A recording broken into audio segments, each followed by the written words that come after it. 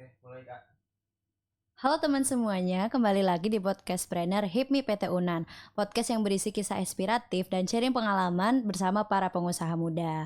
Oke, kali ini mari kita sapa dulu narasumber kita. Halo Bang, gimana nih kabarnya? Halo Rahma, alhamdulillah kabarnya baik. Kamu gimana kabarnya? Alhamdulillah baik juga Bang.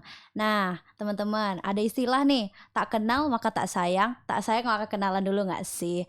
Nah boleh nih Bang Rafif ceritain sedikit ke kita profil mengenai seorang Bang Rafif. Oke, halo teman-teman semua ya. Sebelumnya kenalin nama saya Muhammad Rafif. Saya mahasiswa Fakultas Hukum Angkatan 21 dan kebetulan sekarang juga jadi pengurus di HIPMI. Nah, kalau untuk profil singkat ya mungkin sekarang lagi kuliah aja terus sambil skripsian. Terus untuk backgroundnya mungkin juga pernah bikin usaha. Anak HIPMI harus punya usaha dong, gitu kali Rama. Wah keren banget nih teman-teman. Bang Rafif nih mahasiswa aktif angkatan 21 teman-teman. Kalau kita biasa nyebutnya mahasiswa tua nggak sih teman-teman? Nah mungkin kita ajak sedikit Bang Rafif untuk flashback kali ya teman-teman. Tentang kehidupan mahasiswanya Bang Rafif. Nah Bang Rafif ini kan angkatan 21. Biasanya Iya, benar. dikenal sebagai angkatan COVID nih Bang. Nah Iya. kira-kira nih ada masa transisi peralihan gitu nggak Bang? Kan dari angkatan COVID nih. Iya. Nanti kita dari online terus berpindah kelas ke offline di Iya. kampus gitu. Nah, kira-kira Bang Rafif ada udah masang set target goals juga karena Bang Rafif juga memilih untuk aktif di organisasi Benar HIPMI. benar benar benar. Nah, itu Bang Rafif gimana tuh manajemen waktunya, kehidupan kampusnya gitu gimana, Bang? Oke, kalau untuk masa transisi sebenarnya kalau aku nyebutnya COVID membawa berkah sih. Artinya waktu zaman COVID kita masih kuliah online ya. Mhm. Dan kebetulan aku di semester 1 itu masih kuliah online. Nah, waktu di semester 1 itu karena kuliahnya masih online nih, ya udah tuh punya ide buat ngebikin usaha. Mhm. Jadi secara nggak langsung COVID ini membawa berkah juga buat aku. Maksudnya kita masih online, kita masih di kampung masing-masing. Oh ya udah, mumpung masih di kampung, kita bikin usaha gitu sih Rama. Kalau untuk target-target pastinya udah jauh dibikin sebelum kuliah ini ya. Artinya ada beberapa hal yang harus kita persiapin untuk dikejar dalam beberapa tahun ini gitu aja sih. Wah keren banget teman-teman. Berarti manajemen waktunya harus pas banget nggak sih Bang? Secara kita mahasiswa, Iya ada benar. kesibukan mahasiswa juga. Terus Abang tadi sempat mention kalau Abang itu juga dari COVID nih udah bisa membangun bisnis teman-teman. Iya Itu benar. motivasinya atau awalnya tuh gimana Bang? Boleh ceritain nggak Bang? Nah iya, kalau boleh jujur sebenarnya ini udah agak jauh cerita ke belakangnya sih. Kebetulan aku tamat di tahun 2020, Hmm. di masa-masa Covid banget nih tamat, dan pada saat itu udah bikin target kalau misalkan mau kuliah di luar Sumbar. Hmm. Aku pengennya kuliah waktu itu di Universitas, Indonesia di UI. Ya. Oke, di tahun pertama aku nyobain undangan nggak lulus, nyobain SBMPTN nggak lulus, nyobain SIMAK atau Mandiri nggak lulus, udah tuh udah pasrah. Pada saat itu aku pengennya cuman kuliah di Universitas Indonesia pada saat itu. Mhm. Nah, oke tuh nggak lulus, masuk ke di tahun 2020 sampai 2021 gabut tuh kan, Mhm. nggak ada kerjaan, sekolah juga udah selesai. Mhm. Terus kepikiran lah buat bikin ide bisnis. Mmm. Kepikiran buat bikin ide bisnis dengan catatan tetap memperjuangkan UI dulu. Jadi Ah, iya perjuangin iya. UI sambil ngebikin bisnis gitu. Nah, di sela-sela ngebikin bisnis itu sambil perjuangin UI, aku tes UTBK lagi, pilihan 1 di UI, pilihan 2 di Universitas Andalas. Ini sorry bukan merendahkan Unan ya, Iya iya iya tapi iya. ini emang target dari dulu sih, kepengen di Iya. UI gitu. Mhm. Nah, terus orang tua pengennya, "Udah kamu ngambil hukum Unan aja, hukum Unan kan bagus tuh dan segala macam. Kalau nggak kamu ambil Unan, nggak usah kamu kuliah," Ah, gitu. digituin. Iya iya iya. Oke tuh ambil 1 UI, 2 Unan. Nah, di sela-sela itu ternyata lolos di Unan, di UI-nya nggak lolos. Nah, waktu itu masih Covid kan, kita masih online. Ya udah tuh kita di situ, aku coba bikin bisnis. Bikin bisnis dan ternyata lumayan gitu Rama, sampai di waktu udah offline pun bisnisnya masih tetap berjalan gitu sih. Wah, berarti ini awal mulanya nih karena mungkin gabut gitu Ya ya. gabut banget. Mengisi mungkin waktu untuk masuk untuk tes UI gitu kali ya Iya. Bang isi bisnisnya. Nah itu awal mulanya Bang bangun bisnis apa gitu Bang? Oke, sebenarnya aku udah pernah bikin bisnis waktu di SMA kelas 2. Tapi untuk di waktu yang pas COVID ini, itu udah mau selesai COVID sih, artinya pada saat itu yang mereka-mereka yang SD, SMP atau SMA mereka udah masuk sekolah. Buat kita yang kuliah itu masih online kan. Nah, pada saat itu aku bikin bisnis kuliner namanya Bye Bye Katsu.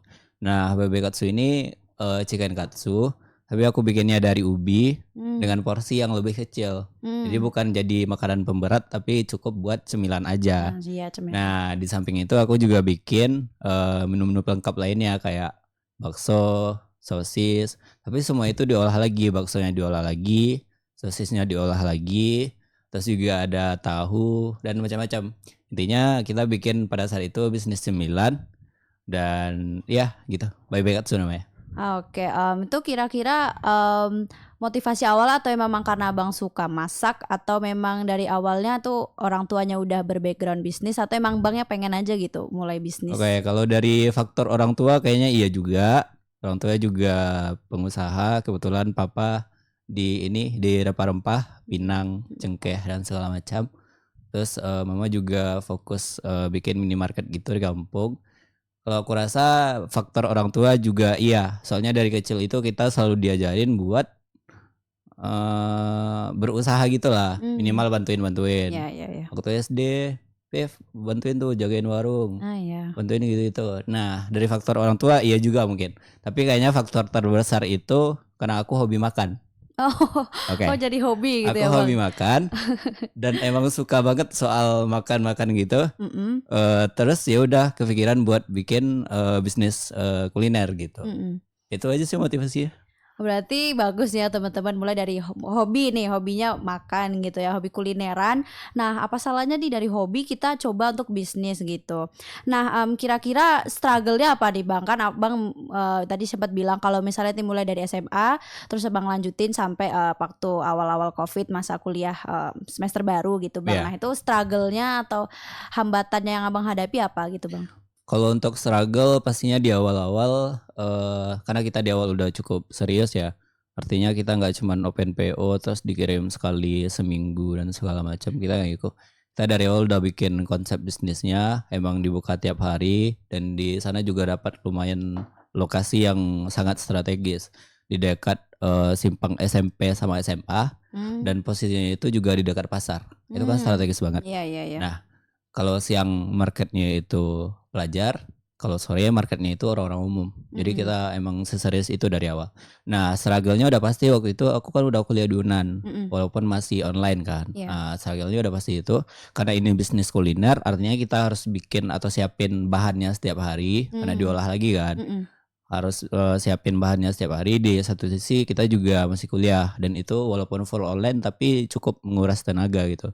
Mulai di semester 1 banyak dosen yang minta buat off cam gitu. Iya. Nah, sakitnya itu. Jadi di saat kita kuliah, di saat kita nggak kuliah, ya udah kita bikin bahan.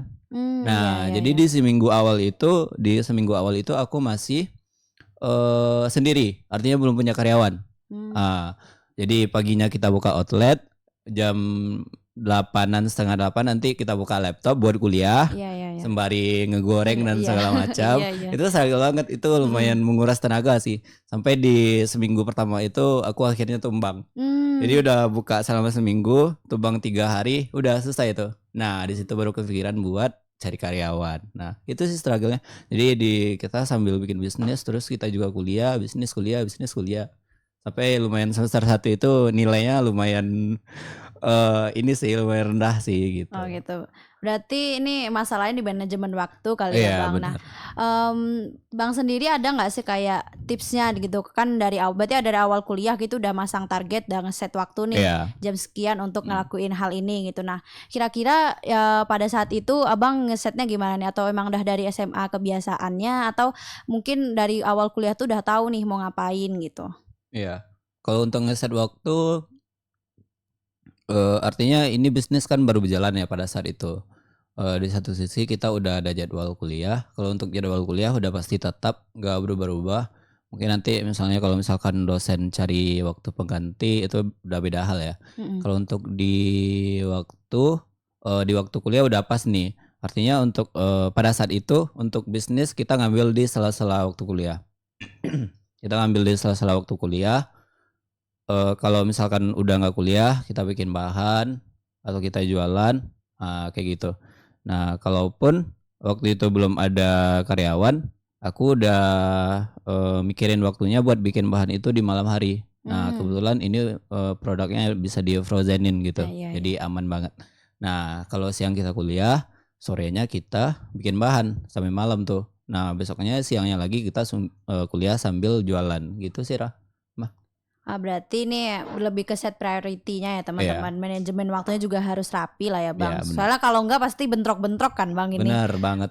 Bener kan ya Bang. Nah terus nih Bang, perjalanannya nih Bang setelah mulai masuki masa kampus nih Bang. Kan udah setelah COVID tahun 22 kita udah mulai kembali ke kampus nih Bang. Iya. Nah itu gimana perjalanan bisnisnya juga perkuliahan Abang gimana tuh pas masa-masa itu? Oke, sebenarnya buat hal ini juga udah dipikirin sebelum kita kuliah offline ya. Mm-mm. Udah dipikirin.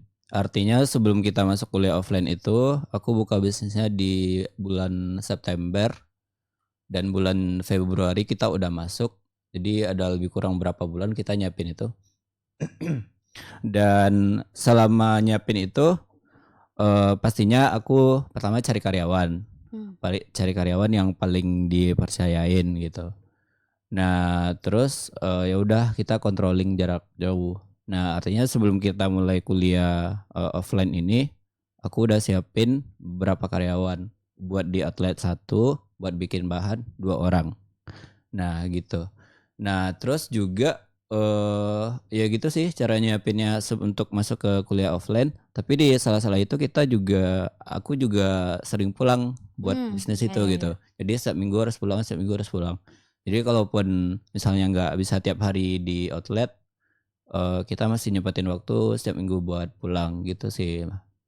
Oke, berarti itu berarti memang Bang udah prepare dari awal gitu ya. Iya Kira-kira pas benar. ke offline tuh kita nggak kaget gitu kan ya Iya Bang. benar. Nah terus strateginya apa nih Bang selain Abang udah prepare di awal gitu kira-kira untuk hiring karyawannya apa persiapan bahannya itu gimana Bang?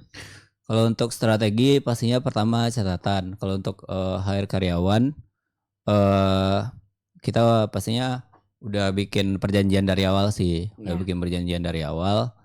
Contohnya salah satunya itu kerja itu kontraknya itu minimal 2 bulan. Ya. Jadi kita nggak bisa asal-asalan meskipun bisnis ini masih lingkupnya kecil banget. Tapi kita nggak mau asal-asalan gitu. Soalnya nanti susah kan kalau Iya, aku iya, udah iya. di Padang terus karyawannya tiba-tiba ngilang, mentok dong Iya, bisnisnya ya gitu jadi kan. susah ya Bang ya. Nah, pertama kontraknya itu minimal 2 bulan.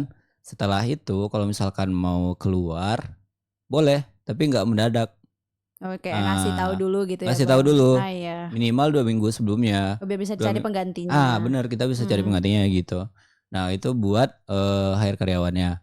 Kalau untuk bahannya kebetulan di bisnis aku emang udah mikirin konsepnya sedemikian rupa sehingga kita juga bisa bikin catatan-catatan buat bikin bahannya. Jadi catatannya udah ada. Itu kan katsu ya. Iya. Katsunya itu pakai tepung roti, pakai tepung terigu dan bahan-bahan lainnya. Yap. Jadi kita udah nyiapin catatan sedemikian rupa sebisa mungkin karyawannya itu bisa bikin sesuai yang aku bikin gitu. Jadi nggak ada perubahan rasa nantinya Iya, kalau iya. aku udah kuliah di Padang. Nah itu sih. Jadi untuk hire karyawan kita bikin kontrak, untuk buat bahan kita udah ada resep sendiri gitu. Jadi kalau sesuai dengan resep itu rasanya pasti akan sama aja gitu. Oke, berarti nih teman-teman kalau strategi dari Bang Rafif itu semua dicatat nih teman-teman, disusun rapi-rapi biar kitanya nggak susah untuk nanti ngesusunnya lagi ngulang ini gimana nih harusnya apa-apanya segala macam gitu Iya, teman-teman. Nah, kira-kira nih Bang, ada hal lain nggak kayak contohnya modal gitu Bang. iya, Ini kan kalau ini bicara modal teman-teman, mungkin jadi salah satu yang bikin teman-teman nih mau bikin bisnis itu maju mundur gitu kan ya, apalagi masalah finansial Iya gitu. Nah, benar-benar. sedangkan modal ini terbagi juga jadi 3 kan Bang, ada yang dari alat, bahan maupun yang langsung uang tunai. Nah, menurut Bang Rafif nih dari ketiga modal itu yang mana nih Bang yang paling berpengaruh ke bisnis Abang gitu? Kalau aku kemarin dari alat sih. Hmm. Yang paling berpengaruh itu dari alat. Artinya kalau aku kemarin untuk modalnya itu kebetulan karena orang tua juga sebagai pengusaha, mereka juga sangat support gitu. Iya iya iya. Eh, tapi dengan catatan tetap harus dikonsepin juga. Artinya bilang ke orang tua itu nggak sekedar aku mau bikin bisnis, nggak gitu. Nah tapi kita konsepin semuanya.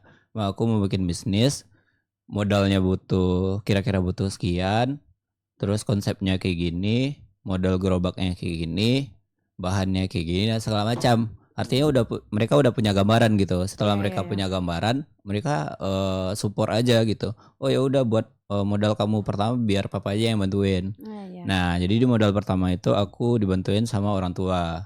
Buat gerobak pertama ya udah papa yang bantuin, tapi sisanya pakai uang kamu ya. Nah, gitu katanya.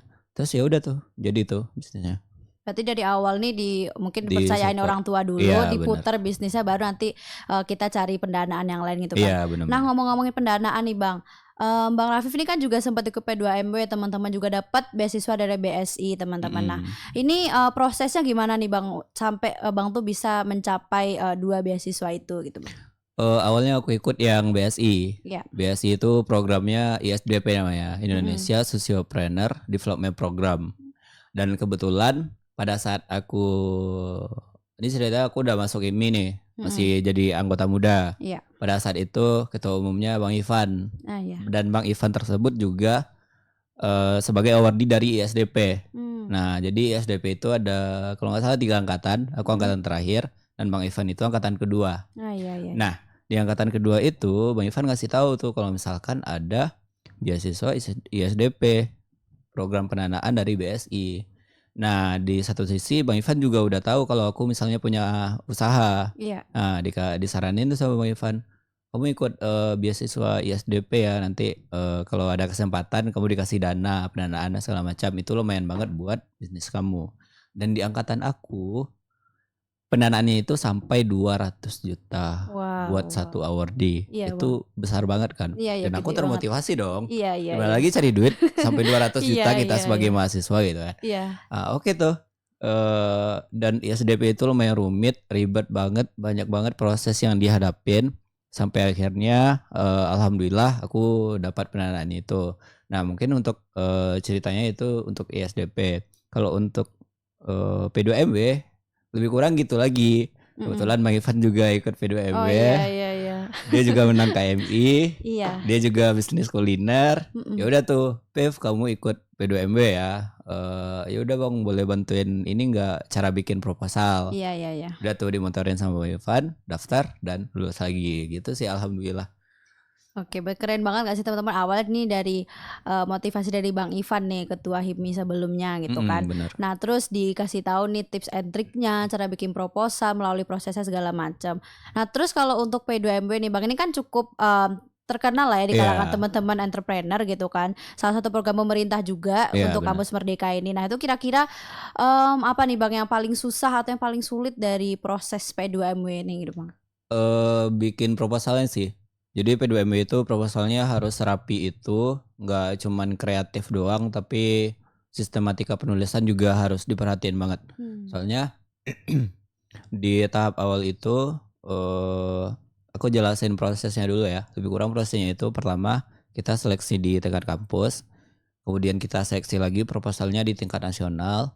Setelah lulus di tingkat nasional baru tuh bakalan dikasih pendanaan.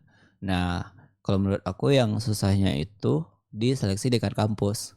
Nah, di seleksi kampus ini kan apalagi untuk bisnis kuliner ya. Setiap tahun itu ada 70 lebih proposal yang masuk. Banyak pesaingnya ya Bang ya. Banyak banget. Sedangkan yang dipilih cuman 3 atau 4 proposal. Oh, dikit banget. Dikit banget. Tahun sekarang aja 3 proposal nih yang dipilih. Oh, iya, Beda iya, sama bidang lain.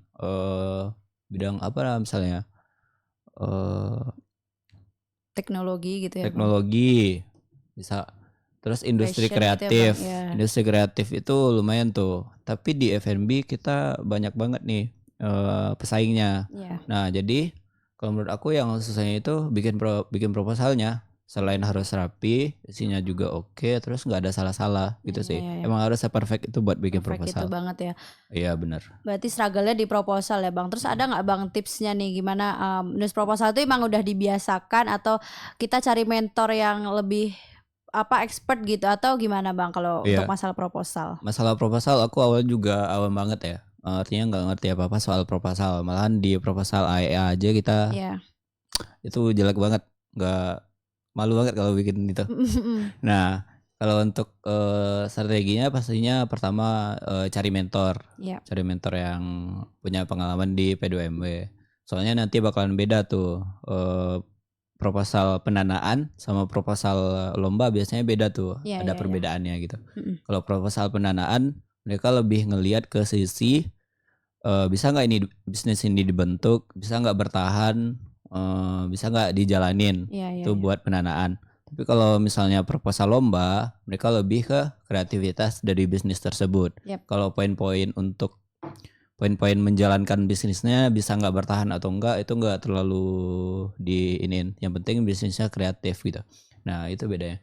Nah jadi caranya yaudah cari mentor yang expert di bidang itu, terus belajar lagi. Terus itu sih menurut aku. Jadi kita harus emang beneran butuh mentor gitu. Berarti selain motor kita harus giat juga nggak sih, Bang, Harus giat rajin juga bikinnya? pastinya. Iya. Terus kira-kira selain dari alumni nih, misalnya kalau kita di HIMI kan kita dapat fasilitas itu teman-teman. Iya. Ada alumni yang udah mereka lebih dulu terjun ke bidang itu, kita dapat mentornya juga langsung dari HIMI. Nah selain itu ada nggak, Bang, tips yang lain, Bang? Tips and trick yang lain untuk dapat pendanaan ini selain cari mentor, juga kita rajin dan ulet ngerjain proposalnya, ada nggak, Bang, kira-kira? Tips and tricknya pastinya rajin-rajin cari informasi ya. Mm-mm. Informasi itu nggak selalu hadir dari alumni, pengurus HIMI dan segala macam. Artinya kita harus rajin cari informasi. Nah terus yang kedua kita harus dalamin banget nih tentang bisnis kita. Dicari lagi peluang-peluang yang misalnya yang bakalan mungkin untuk di explore dari bisnis kita gitu. Iya. Jadi jangan nge-stuck di situ-situ aja. Jadi inovasi juga penting. Terus juga rajin cari informasi. Terus gigih sih juga. Soalnya nggak mungkin langsung ikut pendanaan terus langsung lulus. Mungkin aja tapi nggak semua orang bisa kayak gitu. Iya. Jadi harus lebih giat lagi aja. Itu sih Rama. Berarti tipsnya memang harus kitanya aktif mencari info kali ya, Aktif Bang. cari Terus info. kitanya emang rajin juga teman-teman dari kemauan yang besar dan bener. kuat gitu ya, Bang ya. Dan sebenarnya buat anak-anak HIMI itu mereka punya fasilitas lebih gitu. Artinya kalau mereka misalnya dapat info nih, Iya. terus dimintain ke pengurus atau anggota aktif, Bang kita mau ikut ini dong, gimana caranya? Kak kita mau ikut ini dong, gimana caranya? Bantuin dong gitu-gitu. Di HIMI punya fasilitas itu semua. Nah yang penting sekarang teman-teman itu emang harus rajin cari informasi aja. Kalau Yap. misalkan ada informasi, terus hubungin ketum dan segala macam atau kabitnya. Kak kita mau ikut ini, siapa kira-kira yang bisa bantuin buat membimbing gitu. Itu sih. Jadi HIMI itu punya privilege sebenarnya buat kegiatan-kegiatan bisnis. Berarti emang nggak salah ya kita teman-teman udah di Iya. HIPMI gitu ya, Bang, udah berHIPMI selama ini. Nah berarti nih kalau dari Bang Rafif tipsnya selain kita itu nemuin mentor, juga kita punya kemauan dan kita juga itu harus rajin-rajin teman-teman, ulet juga nyari infonya supaya kita nggak ketinggalan gitu ya, Bang. Nah kira-kira nih, Bang, selama Abang berHIPMI ini Abang punya harapan apa nggak, kesan dan pesannya selama di HIPMI dan juga untuk HIPMI ke depannya gitu, Bang? Harapannya pastinya pertama HIPMI ini kan organisasi pengusaha ya. Ya. Harapannya buat pengurus HIPMI kalau misalkan aku pernah bilang dulu buat oprek angkatan kamu kalau nggak salah. Iya. Aku bikin video. Sebenarnya kalau di HIPMI itu kita nggak cari usahanya aja. Kalau kita butuh relasi, HIPMI juga wadah yang pas banget gitu. Soalnya kita nggak hanya di Unan tapi ada di kota, provinsi, dan juga ada HIPMI nasional kan. Iya. Untuk relasi itu luas banget. Untuk pengalaman bisnis itu juga besar banget. Apalagi buat berbisnis gitu. Jadi harapannya pastinya buat teman-teman pengurus HIPMI itu kalau bisa mulailah lagi buat berbisnis gitu. Kalau misalkan targetnya masuk HIPMI itu buat berbisnis gitu. Tapi kalau targetnya buat relasi, ya udah aktif-aktif lah di HIPMI gitu kan. Nggak hanya buat main-main doang atau nobar Indonesia Iya. kemarin doang. Iya Nggak hanya iya iya itu. iya. Apalagi Asik-asikan aja. ya asik-asikan aja. Apalagi kalau mereka targetnya mau punya relasi dan juga punya bisnis, itu luar biasa banget. Jadi cobalah lagi, ini tuh ada yang pas kalau keluar dari HIPMI nanti nggak mungkin bakalan dapat wadah sebesar ini gitu. Iya. Itu sih, jadi harapannya kalau bisa teman-teman HIPMI ini udah punya usaha. Ya minimal kalau belum bisa dibuka tiap hari, ya bikin PO dulu aja Iya iya iya. sekali seminggu gitu. Itu sih. Berarti harapannya kita aktif terus coba memulai bisnis gitu ya. Bahkan udah Mm-mm. banyak nih alumni-alumni kita juga. Nah, untuk harapannya buat HIPMI nih Bang, sebagai pengurus nih kan udah di masa akhir nih Bang di HIPMI. Itu ada nggak harapannya untuk HIPMI ke depannya apa gitu Bang? Ya harapan buat HIPMI semoga apa ya? HIPMI punya kegiatan-kegiatan, punya proker-proker yang lebih menarik lagi. Jangan nge-stuck di sana-sana aja. Yap. Terus juga punya proker yang lebih kreatif, bisa lebih mewadahi lagi nih teman-temannya yang mau bikin usaha. Itu sih. Oke, kira-kira segitu aja kali teman-teman ya. Kalau misalnya kita udah bahas banyak banget sama Bang Rafif, mulai dari kehidupan perkuliahan Bang Rafif, motivasi mulai bisnis, terus gimana sih caranya kita bisa dapat pendanaan untuk bisnis, modal usahanya, terus apa sih strategi yang harus kita lakuin, dan juga Iya. harapan Bang Rafif buat kita semuanya dan juga buat HIPMI. Nah, nih Bang, satu lagi yang penting nih Bang, closing Oke. statement dari Akbang apa nih? Closingnya nih gitu. Aduh, nggak nyiapin lagi. Apa ya closing statementnya? Ya udah, buat teman-teman yang ingin berusaha, lakukan sekarang. Kalau nggak sekarang, kapan lagi gitu. Mungkin itu aja. Berarti jangan nunda-nunda Jangan kali ya Bang. Kalau nunda-nunda. udah siap ayo gas Iya, aja gitu iya kali benar. ya. Terus mungkin yang terakhir buat berbisnis itu jangan dipikirin dulu konsepnya yang gimana-gimana. Soalnya konsepnya yang gimana-gimana itu nanti kadang nggak sesuai setelah kita jalanin bisnis. Jadi artinya bakal ada perubahan-perubahan atau hal-hal yang kita pelajarin setelah bikin bisnis. Nah, intinya buat berusaha itu bikin aja dulu. Ntar konsepnya pasti bakal muncul sendiri dengan tantangan-tantangannya. Terus idenya juga pasti bakalan muncul sendiri gitu. Berarti Gitu sih. semuanya berani mencoba aja gitu Iya. ya Bang. Intinya Langsung kita aja gitu. rawat jalan aja, kita bikin Iya, bisnis, iya, iya. terus kita cari idenya, kita cari solusinya dan segala macam gitu sih. Oke, keren banget gak sih teman-teman nih, Bang Rafif nih mahasiswa akhir masih juga lagi kepikiran nih motivasi untuk kita sebagai mahasiswa entrepreneur muda gitu, karena emang bangun bisnis kan nggak segampang itu ya Bang. Jadi Benar. semuanya mulai dulu gitu ya Bang. Mulai dulu, iya. Mulai Benar. dulu, nanti masalah perfect atau apa nanti seiring berjalan waktu ya benar. Bang. Oke, mungkin segitu aja dulu teman-teman podcast planner kali ini. Boleh bentar nggak? Apa? Iya, tadi aku insight kalau misalkan aku bilang aku hobi makan ya. Iya. Nah, buat teman-teman yang pengurus HIPMI dan teman-teman yang nonton podcast ini, jangan lupa follow TikTok aku makan-makan. Aku udah sempat bikin, ya masih ngerintis sih sebagai food vlogger. Oh, Kalau iya. kalau teman-teman follow sekarang masih bisa aku follow back. Tapi nanti kalau misalkan followernya udah 10 juta, Oh, iya, aku nggak makan sekalian follow lah back ya, lagi Bang. dong. Iya bener gak sih? Iya. Pokoknya follow sekarang ya di TikTok, Berarti makan beralih titik ya, Bang? makan. Iya bener. Berarti ini memanfaatkan teknologi juga ya teman-teman, karena hobi sekalian aja gitu kan Bang, Iya. atau jadi cuan gitu ya Bang. Oke, mungkin bisa nih teman-teman dikepoin IG-nya Bang Rafif apa Bang, bisa IG sekalian. aku Muhammad Rafif 2. Muhammad Rafif 2, ntar sama sekalian TikToknya makan Titik makan. makan teman-teman. Iya bener. Oke, nanti jangan lupa nih teman-teman, habis ini langsung dibuka HP-nya, buka Instagramnya, follow Bang Rafif, buka TikTok, di like sebuah postingan Bang Rafif. Iya gitu bener. Oke, sekian dulu nih ya teman-teman. Mungkin nanti kita akan kembali lagi dengan episode yang gak kalah serunya. Mungkin terima kasih buat Bang Rafif udah nyediain terima kasih, waktunya, Rama. sharing ilmu juga yang bermanfaat Iya. buat kita semua. Mungkin aku Rahma Alifah Zahra pamit undur diri dulu. Sampai jumpa di podcast planner selanjutnya. Bye-bye.